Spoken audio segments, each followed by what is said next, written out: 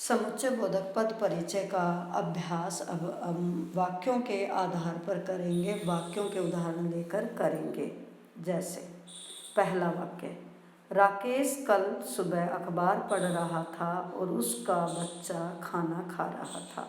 तो पहला वाक्य है राकेश कल सुबह अखबार पढ़ रहा था और दूसरा वाक्य है उसका बच्चा खाना खा रहा था। दोनों वाक्यों को जोड़ने का काम और योजक शब्द अर्थात समुच्चय बोधक के पद कर रहा है। तो इसका पद परिचय बनेगा समानाधिकरण समुच्चय बोधक, क्योंकि दोनों वाक्य एक समान हैं, एक दूसरे पर आश्रित नहीं है। तो समुच्चय बोधक का भेद हुआ समानाधिकरण समुच्चय बोधक दो वाक्यों को जोड़ने के लिए प्रयुक्त। दूसरा उदाहरण देखो, माँ ने आज खाना नहीं खाया क्योंकि बीमार थी। इसमें दो वाक्य है, माँ ने आज खाना नहीं खाया और दूसरा वाक्य है बीमार थी। तो माँ बीमार थी इसलिए खाना नहीं खाया, तो पहले वाक्य जो है वह दूसरे वाक्य पर निर्भर है, आश्रित है, इसलिए वैधिकरण समुच्चय बोधक का भेद बनेगा। तो इसका पद परिचय होगा क्योंकि का वैधिकरण समुच्चय बोधक दो वाक्यों को जोड़ने के लिए प्रयुक्त। तीसरा उदाहरण देखो, सरकार ने सूचित किया था कि नियमों का पालन करना आवश्यक है।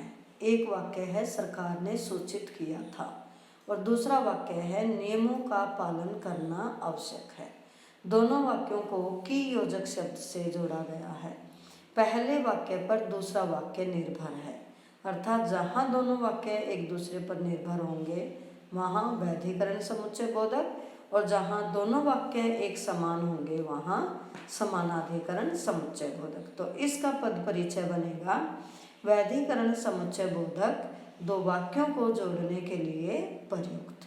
अगला उदाहरण देखो, मीनाक्षी ने कच्चे आम तोड़े ताकि अचार बना सके। यहाँ भी दो वाक्य हैं, मीनाक्षी ने कच्चे आम तोड़े और दूसरा वाक्य है अचार बना सके, और दोनों वाक्य ताकि योजक शब्द से जुड़े हैं और एक वाक्य दूसरे पर आश्रित है, इसलिए यहाँ भी वैधिकरण समुच्चय बोधक भेद आएगा। तो इसका पद परिचय बनेगा ताकि का वैधिकरण समुच्चय बोधक दो वाक्यों को जोड़ने के लिए प्रयुक्त।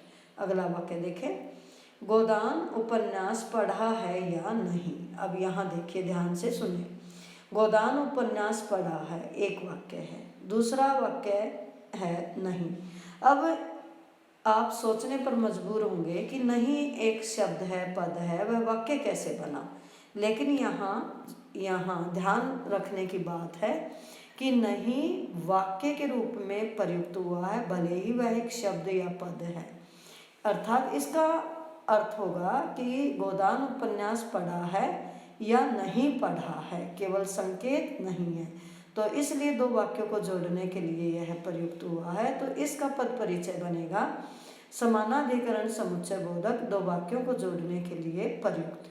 और लास्ट उदाहरण है, रमा ने कहानी पढ़ी पर सारांश लिख नहीं पाई। दो वाक्य हैं, रमा ने कहानी पढ़ी और दूसरा है सारांश लिख नहीं पाई। विरोध है, पर योजक शब्द है, योजक शब्द से जुड़ा है, तो इसलिए यह भी समानाधिकरण समुच्चय बोधक है। तो इसका पद परिचय बनेगा समानाधिकरण समुच्चय बोधक दो वाक्यों के लिए प्रयुक्त, अर्थात दो वाक्यों को जोड़ने का ये काम कर रहे हैं। इस तरह हमें पद परिचय का अध्ययन करना है।